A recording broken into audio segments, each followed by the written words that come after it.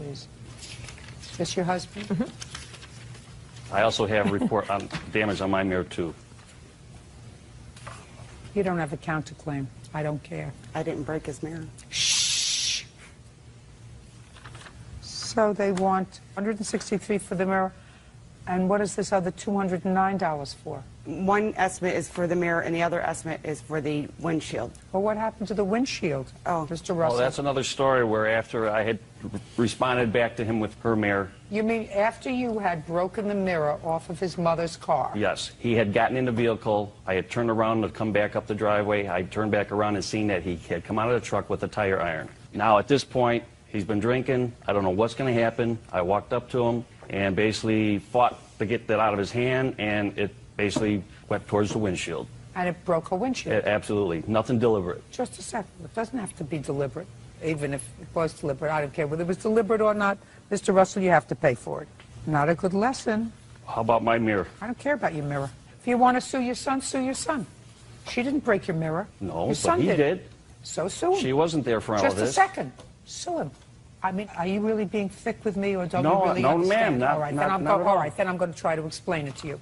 In order to sue for property, you have to have an insurable interest in the property that was damaged. Your son has no insurable interest in his mother's truck. She doesn't have to be there in order to be compensated for someone else's negligent behavior or purposeful behavior to her property. It's the same thing as if she wasn't home and you took a baseball and threw it through her window. She doesn't have to be there to see it. She has an insurable interest in her house, and you have to take care of that. So you have to take care of the damage to her truck because she had nothing to do with you damaging her truck. Isn't he responsible for that? No. For damaging her truck? No. That's you. You are totally responsible for damaging her truck.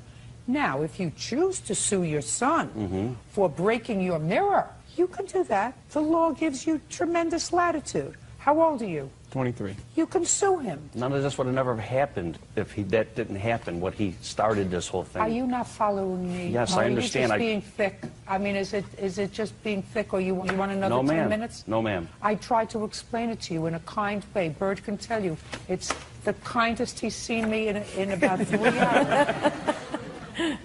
I tried to explain it to you, Mr. Russell, even though your behavior was so outrageous that day with your son, that I would really like to, put the fist down your throat. Because if you think that that's a good example,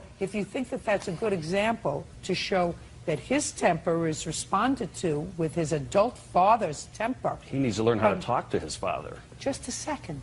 Of course he does, sir. We reap what we sow. Foul language? We reap what we sow.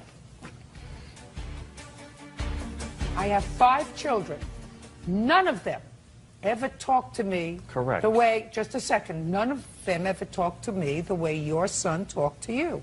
How many children do you have? I have 3 boys. I have 3 boys, so you have at least a third of your children who opened up a mouth to you. You only have 1 child with her. How old are your other 2 children? 16 and 8. And you have them with this wife? Correct. Yes, I do. Well, good. You got a little way to go with them. But I'm telling you, your temper is inappropriate. Your response to your adult child was inappropriate. If you did something during the course of his lifetime so that he has no respect for you, that's not his fault, it's yours. Yes, ma'am. Judgment for the plaintiff in the amount of $354. Thank you. Thank you. Parties are excused and they step out. Nothing was done deliberately. I never caused the whole action of what he did. I'm kind of painted as the guilty.